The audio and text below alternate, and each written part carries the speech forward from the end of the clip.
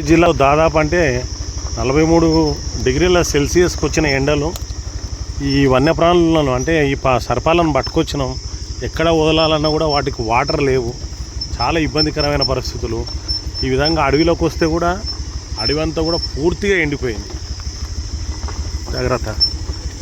చూడండి, ఇంత ప్రయాణం చేయాల్సి వస్తుంది.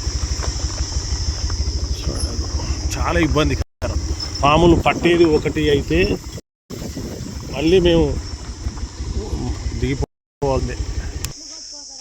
మిత్ర బృందంతో కలిసి రావడం జరిగింది. నమస్కారం అండి.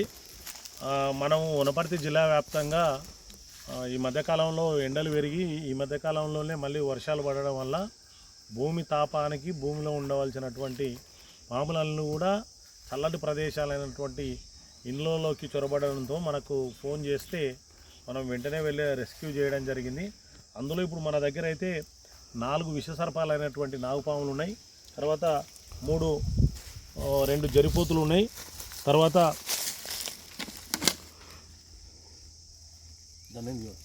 జరిపోతులు ఉన్నాయి, 1 నీరుకట్ట ఉన్నాయండి. మొత్తం కూడా మన దగ్గర ఈరోజు అయితే 7 పాములు అయితే ఉండడం జరిగింది. ఈ పాములన్నిటి కూడా సురక్షితమైన అడవి ప్రాంతం ఫారెస్ట్ అధికారులు సూచించినటువంటి ప్రదేశానికి అయితే మనం ఇప్పుడు తీసుకురావడం జరిగింది. ఇప్పుడు మీ అందరి ముందరలోనే ఈ విషసర్పాలను కూడా మనం రిలీజ్ చేయడం జరుగుతుంది. చూడండి, ఫస్ట్గా అయితే మనం నాగుపాములను వదిలేస్తున్నామండి. వేసవి ఎక్కువగా ఉంది కాబట్టి ఇక్కడ చల్లటి వాతావరణం మరియు వాటికి అనువైనటువంటి ప్రదేశం, నీళ్లు ఉండాలి కాబట్టి ఇంత దూరం అయినప్పుడు కూడా మేము కష్టం అనుకోకుండా వీటిపైన ఇష్టంతోనే మేము రావడం జరిగింది. చూడండి,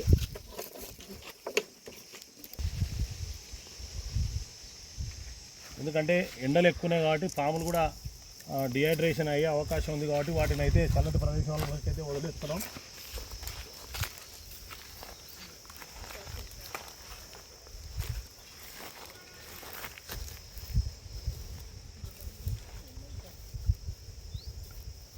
చూడండి, వెళ్ళిపోతున్నాయి అవి.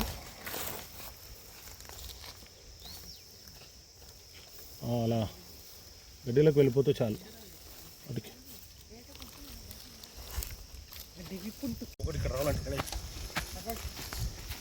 చూడండి, ఇంకో నాగుపామును కూడా విషసర్పాన్ని కూడా వదిలేయడం జరుగుతుంది. పాముల పట్ల చాలా జాగ్రత్తగా ఉండండి ఎవరైనా కూడా.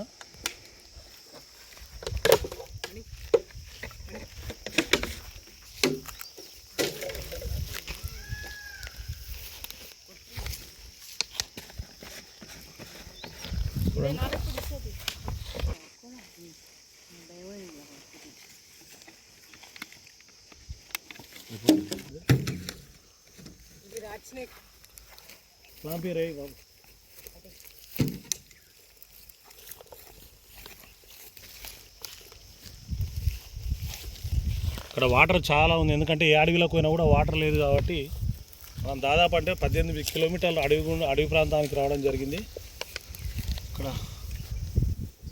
చల్లటి ప్రదేశం ఒకటి. ఎండాకాలం పాములు ఎండకు అస్సలు తట్టుకోలేవండి. దగ్గర ఉన్న జరిపోతాం కూడా